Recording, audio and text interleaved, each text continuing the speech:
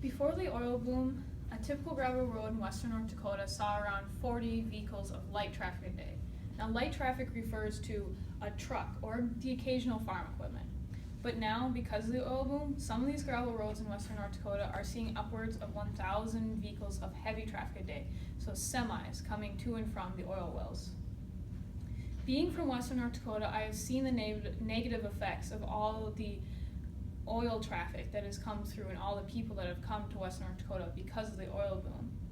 The oil boom in western North Dakota has harmed the land and the people who have made their living off the land for generations. The damage to land has resulted from the sheer number of oil wells being drilled and the dust that comes from the gravel roads of all the traffic coming to and from these oil wells. The harm that's been caused to the people has resulted from their mineral rights that the oil companies own overruling the surface rights of the landowners, and along with multiple companies being able to drill on one landowner's land. The most visible damage to the land that in the Bakken has been done to the land. Not only has damage been done from the oil wells, but also the dust from the gravel roads that is coming.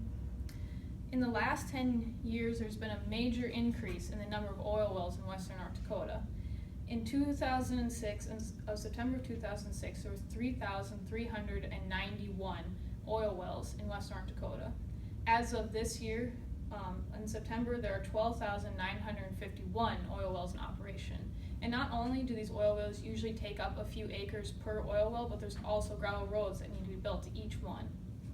And the dust that comes from all the traffic coming to these oil wells is causing major damage to crops and livestock because it causes livestock to not be able to breathe because of the sheer amount of dust in the air. Physical damage to the land may be very visible, but there's a less visible damage that is done to the people who have lived off this land. Mineral rights overrule the surface rights in many cases, and in many cases in western North Dakota, the surface rights owners, those are the ranchers and the farmers, do not own their mineral rights.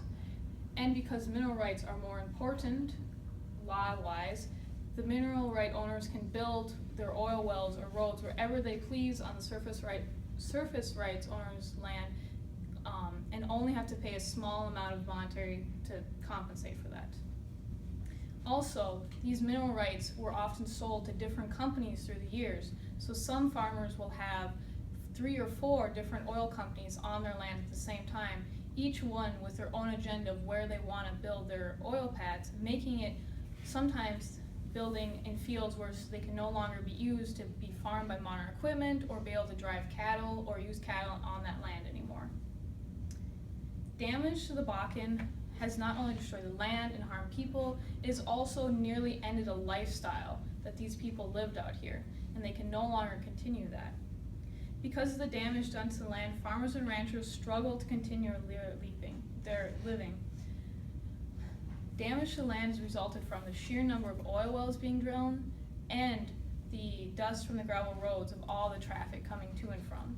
The harm to the people has resulted from mineral rights being more important than surface rights, along with multiple companies drilling on the same land. If something has to be done about this, or what will be left of western North Dakota when the oil runs out? Thank you.